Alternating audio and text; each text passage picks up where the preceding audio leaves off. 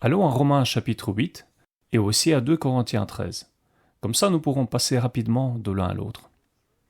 Romains 8 et 2 Corinthiens 13. Je crois que le Seigneur a mis ça dans nos cœurs, de développer sur ce sujet dans les enseignements qui vont suivre. Et ça vous ferait vraiment du bien d'être présent à chaque enseignement, pas juste pour moi, mais parce que le Seigneur est notre enseignant. Amen. Le Saint-Esprit est ici avec nous. Et il va vous dire des choses que moi je n'ai pas dit. Il va dire des choses entre les lignes. Il va vous dire des choses à propos des choses que j'ai dit. Il va vous dire des choses qui s'appliquent spécifiquement à vous. Mais l'ennemi est le maître de la distraction. Vous l'avez remarqué ? Il est vraiment doué dans ce domaine. Et si vous le laissez faire, il va vous distraire. Et vous allez manquer quelque chose. Vous allez passer à côté.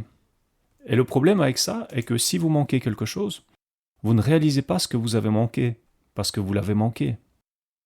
Laissez-moi vous donner un exemple.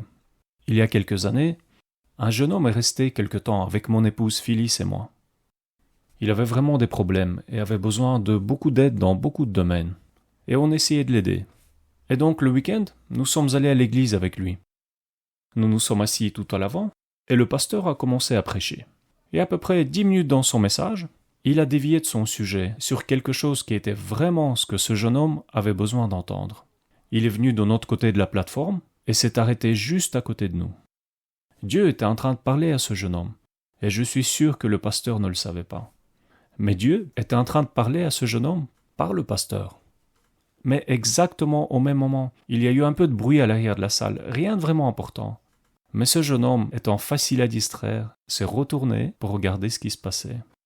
Et j'ai commencé à tendre ma main pour le pousser gentiment, parce que je savais que le Seigneur était en train de lui parler par le pasteur. Et le Seigneur m'a dit non, ne fais pas ça. Juste reste assis et regarde. Et en l'observant, je voyais bien qu'il n'entendait pas et qu'il ne voyait pas ce que Dieu était en train de dire ou de faire pour lui. Et ça n'a pas duré très longtemps, juste 2 ou 3 minutes. Et alors le pasteur est revenu sur son sujet principal, il est retourné où il était et a repris ses notes. Et au même moment, ce jeune homme s'est de nouveau retourné et a recommencé à regarder vers la plateforme. Il a complètement manqué ce que le Seigneur a dit. Et le Seigneur m'a parlé et il a dit « Cette situation arrive tout le temps. Les gens passent à côté de ce que je suis en train de leur dire et ils s'en rendent même pas compte parce qu'ils se permettent de se faire distraire. » Et voilà ce que j'ai découvert. Si vous voulez grandir en Dieu, si vous voulez vous développer dans sa parole, dans la prière, si vous voulez grandir dans la foi, vous allez devoir développer votre force de concentration. Vous devez être capable de rester concentré et ne pas laisser les choses vous distraire. Vous avez déjà remarqué que quand vous priez en langue, votre esprit parle, mais votre intelligence ne comprend pas ce que vous dites. Et alors il peut y avoir toutes sortes de pensées qui viennent dans votre tête. Qu'est-ce qu'on va faire avec ceci? Qu'est-ce qu'on va faire avec cela? Ces pensées essaient de détourner votre attention sur d'autres choses au lieu de rester concentré sur lui. Nous avons une chanson là-dessus, elle dit « Gardez vos pensées sur lui ». Et donc, pas seulement aujourd'hui ou même cette semaine, mais pendant toute votre vie, il n'y a rien de plus important que ce que le Seigneur est en train de dire ou de faire. Aujourd'hui, nous vivons dans une société saturée d'informations. Et écoutez-moi, vous n'avez pas besoin de 3 postes de radio et de 2 télévisions qui fonctionnent en même temps pendant que vous essayez de lire votre Bible, ou de parler au téléphone alors que vous lisez votre Bible. En fait, il pourrait même y avoir de la fierté là-dedans, de penser que vous pouvez vraiment faire toutes ces choses en même temps, tout en leur donnant assez d'attention. Et juste parce que vous l'avez fait ne veut pas dire pour autant que vous en avez tiré quelque chose de bien. Juste parce que vos yeux ont scanné les pages de la Bible et que vous avez lu autant de chapitres, mais c'est pas du tout ça le but. Juste parce que vous êtes venu à l'église et que vous êtes resté assis là pendant tout le service et que vous avez dit Alléluia, mais c'est pas juste ça qui compte. Parce que si vous avez passé tout ce temps à penser à votre travail ou à votre famille ou à vous-même ou à toutes sortes d'autres choses au lieu d'écouter ce que le Seigneur disait ou faisait, nous sommes censés venir à l'église nous rassembler. Et nous sommes censés rester concentrés. Et pas sur l'homme, mais sur Dieu. Amen. Sur la parole de Dieu, sur l'Esprit de Dieu. Avez-vous lu dans le livre des Actes, quand ils étaient tous ensemble dans un même lieu, et la traduction King James ajoute « et qu'ils étaient tous en accord ». Alors le Saint-Esprit s'est manifesté et de grandes choses sont arrivées. Alléluia! Et vous savez, quand le Saint-Esprit fait des choses, le diable est bloqué. Si chacun de nous était entièrement concentré sur Dieu et ne donnait aucune pensée au diable, même s'il serait toujours présent, il serait comme derrière une vitre, en train de regarder vers l'intérieur. Il ne pourrait pas dire quoi que ce soit, il ne pourrait pas faire quoi que ce soit, parce que personne lui accorderait de l'attention. Et dans la pratique, ce serait la même chose que s'il n'était pas là. Et ça, c'est l'une des façons de résister le diable. Il faut l'ignorer. Il ne faut pas l'écouter, il ne faut pas le suivre dans les choses qu'il voudrait dire ou faire. Pouvez-vous dire Amen? Allons dans Romains 8. Dans Romains 8 et verset 14, il est dit « Car tous ceux qui sont conduits par l'Esprit de Dieu sont fils de Dieu. » Lisez-le à voix haute avec moi. « Car tous ceux qui sont conduits par l'Esprit de Dieu sont fils de Dieu. » Car tous ceux qui sont conduits par l'Esprit de Dieu sont fils de Dieu. Vous comprenez qu'il est question des fils et des filles de Dieu. Mais nous sommes tous des fils et des enfants de Dieu. Mais ce mot fils signifie ceux qui sont matures. Pas juste des nourrissons, pas juste des enfants, mais des fils qui sont matures. Et vous allez découvrir que devenir mature en Dieu est inséparable d'être conduit par l'Esprit de Dieu. Parce que les petits-enfants sont juste en train d'apprendre. Mais l'un des principaux avantages de grandir et de devenir mature en Dieu est que les choses de Dieu deviennent de plus en plus claires pour vous. Et vous comprenez les choses mieux, et vous reconnaissez Dieu plus vite. Alléluia! Et vous avez plus d'assurance pour agir, en sachant que c'est Dieu. Parce qu'après avoir entendu Dieu et avoir agi en conséquence, et que ça a marché, et que vous avez vu que c'était Dieu, et que vous avez encore entendu Dieu, et encore agi, et que ça a de nouveau marché, et que vous avez fait ça les 40 dernières fois, et encore 1000 fois, après un moment, quand il vous parle de nouveau, vous allez dire « c'est Dieu ». C'est déjà arrivé 5000 fois et c'est le même Saint-Esprit. Et ça a marché à merveille les 1000 dernières fois. Et donc maintenant, vous allez même plus en débattre, vous allez juste le faire. Amen. Et alors, bien sûr, ça fonctionne de nouveau à merveille, parce que Dieu a toujours raison et qu'il sait de quoi il parle. Je suis devenu convaincu quand j'étais un adolescent. Je devais avoir quoi, à peu près 14 ans? Je suis devenu complètement convaincu que si je pouvais entendre Dieu, j'allais réussir. Vraiment, je pensais, si seulement je peux arriver à entendre Dieu, je sais que je vais réussir. Et aujourd'hui, des années plus tard, je suis plus convaincu que jamais. Alléluia. Que si vous pouvez entendre Dieu, vous allez réussir. Parce que j'ai déjà décidé dans ma tête que j'allais faire ce qu'il me dit de faire. Et combien d'entre vous croient que si vous faites ce qu'il vous dit de faire, ça va marcher, tout va bien se passer, vous allez être béni, vous allez être protégé, vous allez prospérer, vous allez être guéri. Et donc, en cherchant le Seigneur à propos de ce message, à propos de vous, c'est la chose qui est arrivée dans mon cœur. Entendre de Dieu. Alléluia. Entendre le Seigneur. Et à moins qu'il nous guide dans une autre direction, c'est là-dessus que nous allons continuer. Amen. Nous allons parler d'entendre le Seigneur. Alléluia. Combien d'entre vous croient que votre vie est bien meilleure aujourd'hui parce que vous avez entendu le Seigneur? Combien voudraient l'entendre encore mieux, avec plus de clarté? Vous le pouvez. J'ai dit vous le pouvez. Quand le Seigneur vous guide, ça pourrait être beaucoup plus distinct, beaucoup plus clair, beaucoup plus fort que c'est maintenant. Il y avait une personne il y a quelques années qui a débarqué et il a dit « Tous ces gens qui entendent Dieu, tous ces gens qui disent qu'ils ont entendu Dieu, que Dieu leur a dit ceci, que Dieu leur a dit cela, ça me dérange. » Et quelqu'un d'autre a répondu « C'est tous ces gens qui disent qu'ils n'entendent jamais Dieu qui me dérangent. » Eh bien, il y a des gens qui disent que Dieu a dit, alors qu'il n'a rien dit. Mais ça n'annule pas le fait que Dieu parle. Et il dit des choses, et c'est réel. Et il y a des gens qui sont complètement dans la confusion. Ils disent que le Seigneur leur a dit de faire quelque chose, et il n'a rien dit. Mais qui que vous soyez, si vous marchez avec le Seigneur, vous avez aussi fait des erreurs dans le passé. Vous avez fait des choses en pensant que c'était le Seigneur et que ça ne l'était pas. Aussi, vous pouvez réellement avoir entendu le Seigneur sur une chose, mais ensuite faire votre propre interprétation erronée. Ou peut-être que vous avez entendu correctement ce qu'il vous a dit, mais alors vous en déduisez quelque chose d'autre. Vous savez, ça arrive même entre nous, ça arrive même entre les gens. Combien plus avec Dieu. Mais l'Écriture nous dit que nous, les fils de Dieu, devrions être conduits par l'Esprit de Dieu. Et ça vous aiderait de le répéter souvent. Je suis conduit par l'Esprit de Dieu. Alléluia. Je suis un fils de Dieu et je suis conduit par l'Esprit de Dieu.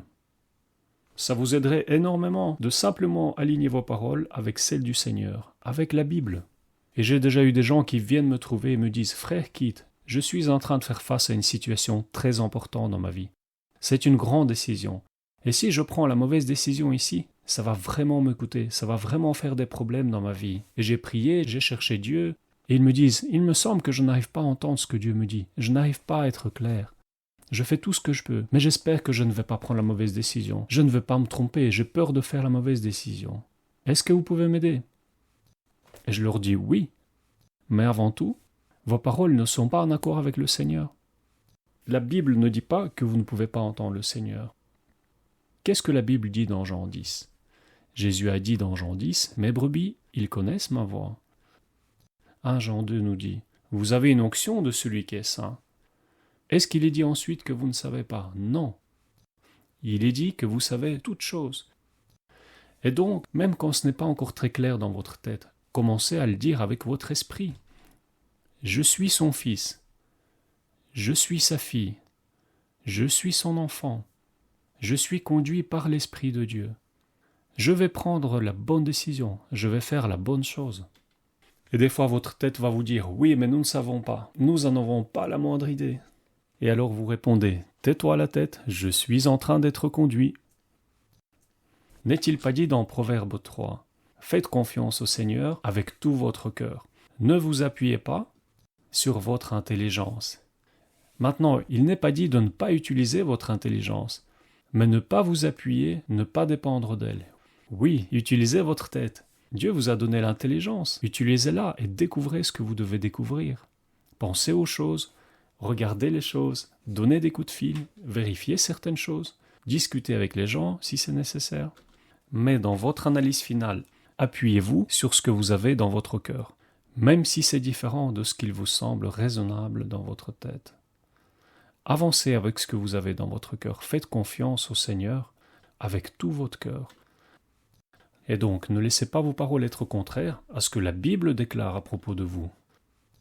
Confessez tout le temps, je suis conduit, je suis dirigé, il dirige mes pas, j'irai dans la bonne direction, je prendrai les bonnes décisions, je ferai la bonne chose, Amen. Et surtout dites-le quand il vous semble que vous ne savez pas. Il y a peut-être des moments où vous pensez que vous savez, mais ce que vous savez est faux. Et donc, dites-le de toute façon, même quand vous pensez que vous savez. Dites, je suis conduit, je suis dirigé, j'entends sa voix. Je connais sa voix, la voix d'un étranger je ne suivrai pas. J'ai une onction à l'intérieur de moi, je suis conduit, je suis dirigé, je ferai la bonne chose, je prendrai les bonnes décisions. Et ça donne à Dieu quelque chose avec quoi il peut travailler. Ça ouvre la porte au Saint-Esprit dans votre vie pour qu'il puisse vous révéler des choses. Quand vous dites ces choses par la foi, vous coopérez avec lui. Allons maintenant à 2 Corinthiens chapitre 13 et verset 13. Il est dit que la grâce du Seigneur Jésus-Christ et l'amour de Dieu et la communion du Saint-Esprit soient avec vous tous. Amen. La grâce du Seigneur Jésus, l'amour de Dieu et quoi d'autre ? La communion du Saint-Esprit. Ce mot communion veut dire union, partager en commun. Et donc, comment sommes-nous conduits ? Romains 8,14 nous le dit, par l'Esprit de Dieu, par le Saint-Esprit. Maintenant, il y a beaucoup d'idées fausses à propos du Saint-Esprit. C'est comme un individu qui a dit « C'est quoi le Saint-Esprit ?» Et alors vous voyez tout de suite qu'il ne sait pas grand-chose à propos de lui. Parce que le Saint-Esprit n'est pas une chose, mais une personne. Les objets sont des choses, mais vous n'êtes pas une chose, n'est-ce pas ? Est-ce que vous seriez béni si on se référait à vous comme étant une chose ? Vous entrez dans l'église et on dit « La chose est là ». Non. Une chose est un objet, une chaussure, un porte-monnaie, mais pas une personne. Et pourtant, il y a encore beaucoup de gens qui se réfèrent au Saint-Esprit comme étant une chose. Et dans leur pensée, le Saint-Esprit est une force ou une puissance. Ils pensent que le Saint-Esprit est peut-être comme l'électricité, comme une sorte de puissance. Eh bien, il y a certaines caractéristiques de l'électricité et de puissance que vous pourriez attribuer au Saint-Esprit, mais ce n'est pas ce qu'il est, ce sont plutôt des attributs qu'il possède. Il est une personne que vous pouvez connaître. Vous ne pouvez pas avoir une amitié avec une chaise. et partager des choses avec elle. Pourriez-vous? Ou avec ce poteau? Vous ne pouvez pas avoir une amitié avec des bijoux ou des vêtements. Et pourtant des gens essayent. Mais ces choses ne peuvent pas vous répondre. Les bijoux ne vont pas vous aimer en retour, n'est-ce pas? Et les vêtements ne vont pas vous aimer en retour. Ils ne peuvent pas le faire. Vous ne pouvez pas avoir une amitié avec votre voiture, et pourtant des gens essayent vraiment. Ils parlent comme si c'était leur bébé. Et je sais quelque chose à ce sujet, parce que j'ai essayé il y a quelques années. Quand j'étais encore adolescent, j'ai essayé de le faire avec des motos et des voitures. Je passais des heures avec eux dans le garage. Je les nettoyais, je les polissais, je leur parlais, mais je n'ai jamais reçu, même pas un peu d'amour d'eux en retour. Parce que vous savez, les gens achètent cette voiture, mais ce n'est que du métal, du plastique, du caoutchouc, c'est une chose. Mais ce verset dit quoi à propos du Saint-Esprit? La communion. Alléluia. La communion. Vous savez, la chose qui nous donne une place dans le royaume de Dieu, dans l'Église du Seigneur, dans le corps du Christ, c'est notre relation avec Dieu notre Père par Jésus. Mais la joie d'une relation, c'est l'union. Et c'est à ça que nous avons été appelés. La communion du Saint-Esprit. Nous sommes conduits par l'Esprit de Dieu.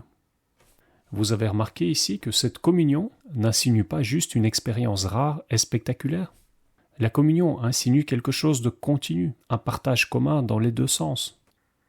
Il y a quelques années, frère Kenneth Hagin a raconté quand le Seigneur lui avait parlé dans son cœur et lui a dit « Il y a tellement de gens qui recherchent le spectaculaire et en entendant passent à côté du surnaturel. Nous devons nous éloigner du concept suivant. Quand nous sommes vraiment sous pression, alors seulement on va quelque part et on prie avec beaucoup d'insistance et de ferveur, et même en jeûnant, et on espère que Dieu va nous parler, peut-être avec une voix audible, ou peut-être qu'on va avoir une vision, et alors nous allons entendre Dieu. Eh bien, il peut y avoir des expériences spectaculaires, mais ce n'est pas de cette façon que le Seigneur a prévu que nous vivions, en s'occupant de nos propres affaires et en s'appuyant sur notre intelligence la plupart du temps. Et quand nous sommes sous pression, alors seulement nous cherchons Dieu, et prions avec ferveur pour avoir une expérience spectaculaire, pour entendre ce que Dieu dit. Non, nous sommes supposés avoir une communion constante et continue avec le Saint-Esprit. Il est plus proche de vous que votre battement de cœur, alléluia. Il est plus constant que votre respiration. Il est plus proche de vous que les gens qui vivent dans votre maison. Et même si quelqu'un était avec vous dans vos vêtements, il serait quand même plus proche. Ce serait assez proche, n'est-ce pas? Et si quelqu'un habitait dans votre esprit, à l'intérieur de vous, 24 heures sur 24? Jésus, en parlant à ses disciples, a dit « Je vais vous envoyer un autre consolateur, pour qu'il demeure éternellement avec vous. » Alléluia. Le monde ne le connaît pas, mais vous le connaissez, parce qu'il est avec vous et qu'il sera en vous.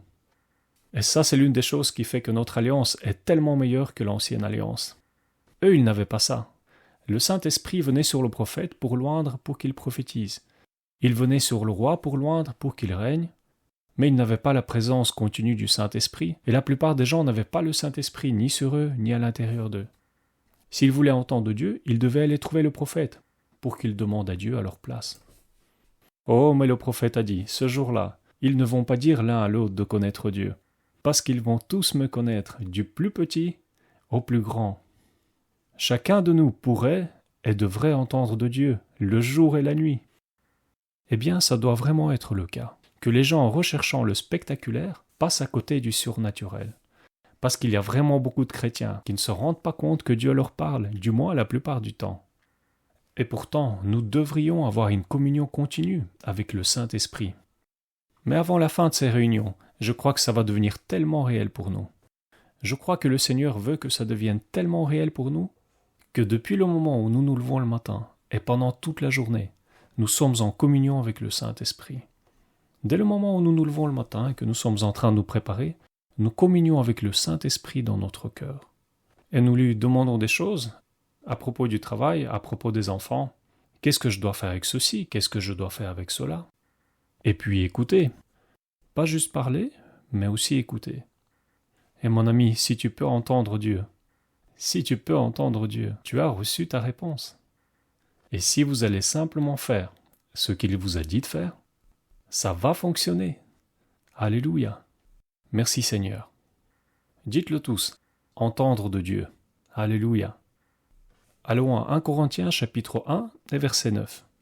Il est écrit « Dieu est fidèle. Alléluia. » Est-ce que quelqu'un d'autre pourrait témoigner et dire « Dieu a été fidèle envers moi » ? A-t-il été fidèle envers vous ? A-t-il répondu à vos prières ? Est-ce qu'il a guéri votre corps ? Est-ce qu'il a pourvu à vos besoins financiers ? Encore et encore et encore ? Dites-le à voix haute. Dieu est fidèle. Alléluia. Ils viennent trop tard pour me dire qu'il ne l'est pas. Et vous ? C'est comme quelqu'un qui vient de faire une longueur dans la piscine et qu'on lui dit « Il n'y a pas d'eau dans cette piscine » et lui il est encore tout mouillé. Vous ne pouvez pas lui dire qu'il n'y a pas d'eau dans la piscine. Et ils ne peuvent pas nous dire que Dieu n'est pas fidèle. Il est fidèle. Et donc il est écrit « Dieu est fidèle, lui qui vous a appelé à la communion de son Fils, Jésus-Christ notre Seigneur. » On parle beaucoup des appels de Dieu sur notre vie. Et nous sommes tous appelés. Pas tout le monde est appelé à être un prédicateur ou un enseignant, à se tenir devant l'assemblée, à chanter, à guider la prière. Mais tout le monde est appelé à être un témoin. Amen. À être toujours prêt à donner une réponse de l'espérance qui est en vous. Chaque chrétien devrait être capable de parler de Jésus à une autre personne et de lui dire quelle importance il a pour lui. Sans hésiter, sans avoir honte. C'est juste. Si quelqu'un veut savoir, vous êtes rapide pour leur en parler. Humblement, mais avec courage. Et donc, nous sommes tous appelés. Des fois, quand les chrétiens commencent à être sérieux avec les choses de Dieu, ils disent « J'ai l'impression d'avoir un appel sur ma vie. » Chacun de nous a un appel sur sa vie.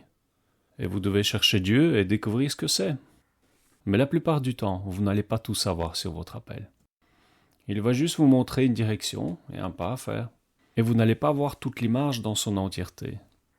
Et vous n'allez pas savoir le pas suivant avant de faire le premier pas. Je me rappelle d'un jeune homme avec qui j'ai discuté il y a des années. Il m'a parlé de ce grand appel qu'il sentait qu'il avait sur sa vie.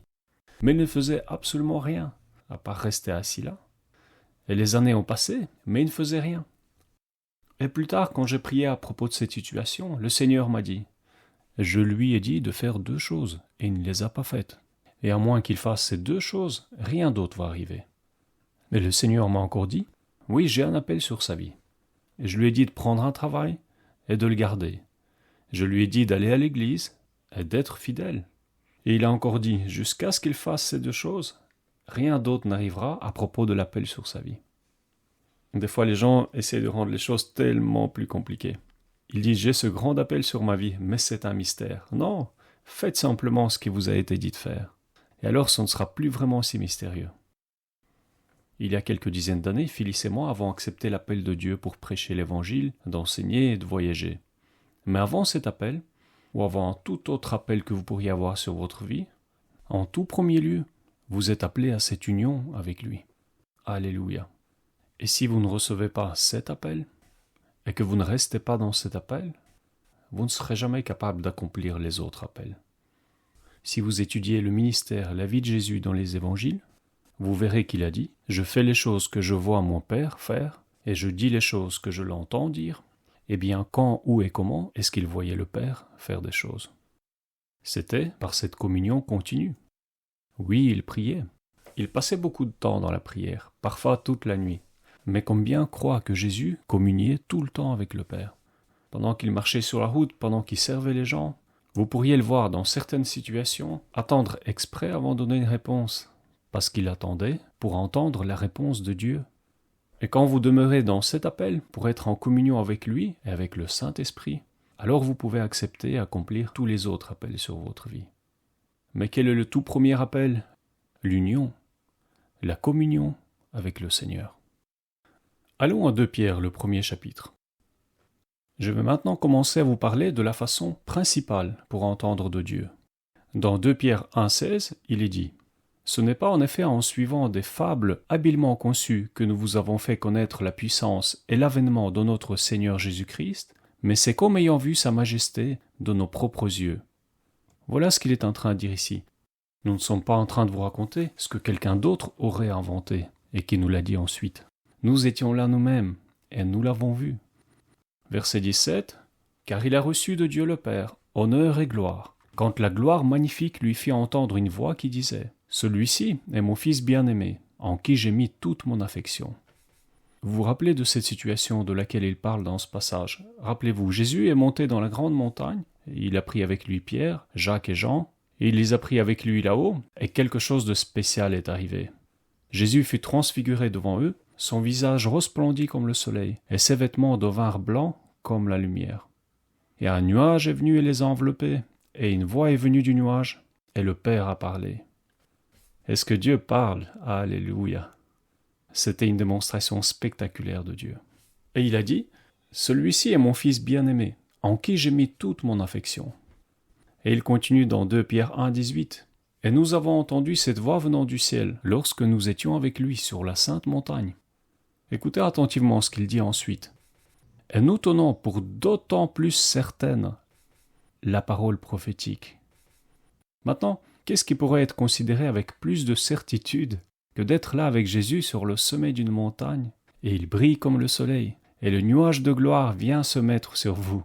Et notre Père Dieu Tout-Puissant vous parle de ce nuage, et vous pouvez l'entendre avec vos oreilles, vous pouvez voir le nuage avec vos yeux, vous pouvez voir Jésus. Alors vous pourriez penser, c'est la façon la plus sûre que vous pourriez avoir pour entendre de Dieu. Non, Pierre a dit non. Est-ce qu'il y a quelque chose de plus sûr que ça? Nous lisons dans la Bible, n'est-ce pas? Est-ce qu'il y a quelque chose de plus certain que de voir la gloire et d'entendre la voix audible? Oui. Nous considérons comme d'autant plus certaine la parole des prophètes. Vous faites bien de lui prêter attention, comme à une lampe qui brille dans un lieu obscur, jusqu'à ce que le jour commence à poindre et que l'étoile du matin se lève dans votre cœur. Sachez avant tout qu'aucune prophétie de l'Écriture, et donc ça parle de quoi? Ça parle de l'Écriture. Est-ce que l'Écriture est une parole plus certaine que d'entendre une voix venant du ciel? Oui. Sachez avant tout qu'aucune prophétie de l'Écriture n'est une affaire d'interprétation personnelle, car ce n'est jamais par une volonté d'homme qu'une prophétie a été apportée. Mais c'est poussé par le Saint-Esprit que des hommes ont parlé de la part de Dieu. Alléluia! Ce n'était pas leur propre interprétation personnelle de ce qui devait être dit. Dieu a agi sur eux par son Saint-Esprit et a parlé au travers d'eux. Et alors, ces paroles ont été inscrites pour nous. Nous savons que pas toutes les choses que Jésus a dit ou qu'il a fait ont été inscrites. Mais le Saint-Esprit a personnellement choisi ce qu'il voulait qu'on puisse avoir. Et combien d'entre vous croient que ce livre, la Bible, la parole inscrite du Seigneur, est la chose la plus certaine que vous pouvez avoir? C'est la façon la plus sûre qui existe d'entendre Dieu. Et la plupart des gens vont être d'accord avec vous quand ils vous entendent dire ça. Mais j'ai parlé à des gens, et plus d'une fois, ces gens ignorent et mettent de côté les choses qui sont inscrites dans ce livre pour croire et poursuivre des choses qu'ils disent avoir reçues dans une vision, ou un rêve, ou une expérience, ou qu'ils ont entendu une voix. Il y a à peu près 15 ans, un certain individu est arrivé, et il essayait de me rencontrer pour me parler. En fait, il voulait parler à Frère Hagin, mais il n'était pas disponible. Et quand Frère Hagin n'était pas disponible, souvent on renvoyait les gens vers moi. Et bien sûr, ils étaient déçus quand il rentrait dans la pièce, et que c'était moi et pas lui. Mais la plupart du temps, dans la grande majorité des cas, seulement après 5 minutes, je comprenais que c'était une bonne chose que Frère Hagin n'a pas pu les rencontrer. Parce qu'ils auraient juste gaspillé son temps. Parce que pour beaucoup de gens, ils ne voulaient pas vraiment entendre ce qu'il avait à leur dire. Ils voulaient juste que vous les écoutiez. Ils voulaient vous raconter leur histoire. Et en fait, ce qu'ils voulaient, c'est juste d'avoir votre approbation. Et donc, cet individu a raconté l'expérience qu'il avait eue. Il avait vu un ange. Et cet ange lui a dit certaines choses. Dans le livre des Actes, des gens avaient eu des visites d'anges. Je veux dire que c'est légitime que nous pouvons avoir des visites d'anges. Mais ça n'arrive pas tout le temps. Et ça n'arrive pas à tout le monde. Ce que je veux dire, c'est que si vous êtes à côté de quelqu'un et qu'il vous dit qu'il voit des anges 2 ou 3 fois par semaine, vous pourriez avoir envie de prendre un peu de distance. Ce genre de choses arrive dans l'Église, mais elles n'arrivent pas à tout le monde. Elles n'arrivent pas tout le temps. Si vous lisez le livre des Actes attentivement, vous verrez que certaines expériences spectaculaires, comme entendre une voix, avoir une vision, voir un ange, ne sont pas arrivées plus de 2 ou 3 ou 4 fois dans toute une vie de quelqu'un. Et c'est vrai qu'on dirait que c'est arrivé plus souvent, parce que vous lisez à propos de plusieurs personnes différentes, et sur une période qui couvre plusieurs dizaines d'années. Mais voilà ce que je veux aussi vous dire. Vous pourriez avoir vécu toute votre vie, et ne jamais avoir vu un ange, jamais avoir entendu une voix, jamais avoir eu une vision, Et ça ne voudrait pas du tout dire que quelque chose cloche avec vous. Ça ne voudrait pas non plus dire que vous n'êtes pas spirituel. Vous m'entendez? Ça veut simplement dire que Dieu n'a pas trouvé ça utile de se manifester à vous de cette façon. C'était pas nécessaire. Mais ce que vous pourriez avoir, et ce que vous devriez avoir tous les jours de votre vie, c'est d'être conduit par le Saint-Esprit. Alléluia. Par la communion du Saint-Esprit. Et en tout premier lieu, par la Bible. J'ai dit par la Bible. Merci à Dieu pour les expériences spectaculaires. Mais ne croyez pas en chaque vision que quelqu'un vous raconte. Vérifiez-la. Vérifiez-la par la parole, vérifiez-la avec votre propre cœur. Vérifiez chaque histoire du ciel que quelqu'un vous raconte. Il ne faut pas juste tout avaler, amen. Nous avons une parole bien plus certaine pour vérifier tout le reste. Cet individu de qui je vous ai parlé, il a continué, et pendant qu'il continuait, il contredisait l'Écriture. Et j'étais en train de penser, ça ne peut pas être juste, parce que la Bible dit autre chose. Mais il a continué encore, et a finalement ralenti. Et je lui ai dit, allons, une telle et telle écriture dans la Bible. Et il est allé. Et je lui ai dit, lis ceci. Il l'a lu, et alors il a levé ses yeux pour me regarder. Et je lui ai dit, en fait, c'est pas vraiment en accord avec ce que vous m'avez raconté. Il a répondu, oui, mais j'ai une expérience. Et j'ai répondu, oui, j'en doute pas que vous en avez eu une. Je ne dis pas que vous n'en avez pas eu. Il a dit, mais si j'ai vu un ange, ça doit être Dieu. Et je lui ai dit, non, pas tout ce qui est spirituel est de Dieu. Je veux dire, vous pouvez avoir une vraie expérience spirituelle, mais ça ne signifie pas que c'est Dieu. Les démons sont des esprits. C'est juste, c'est spirituel. Et donc, merci à Dieu pour la parole qui est certaine. Et je le dis encore, merci à Dieu pour la parole qui est la plus sûre. Le moins vous connaissez la Bible, au plus facile ce sera de vous induire en erreur. Au plus vous connaissez ce livre, d'autant plus difficile ce sera à quelqu'un de vous berner. Et peu importe quelle attirance spectaculaire une vision pourrait avoir, vous allez penser écriture. Vous pensez, non, attendez un peu. Qu'est-ce qu'on fait avec ce qui est écrit dans 1 Corinthiens, ou dans Romains, ou dans Marc? Dites-le à voix haute. C'est la parole la plus sûre. Alléluia. Laissez-moi encore vous dire ces dernières choses, et après nous allons clôturer. Quand Phyllis et moi habitions encore à Mississippi, et que nous n'avions pas la moindre idée que Dieu avait un appel sur notre vie, nous avons commencé à écouter quelques bonnes cassettes avec des prédications. J'ai commencé à passer mes soirées avec le lecteur de cassettes, à prendre des notes, à lire ma Bible. Mais là où nous vivions, c'était pas une chose courante. Personne faisait ça. Mais le Seigneur était en train de nous guider et de nous nourrir spirituellement. Et alors, quelque chose a commencé à se passer à l'intérieur de moi. J'ai commencé à être insatisfait avec la vie que je menais.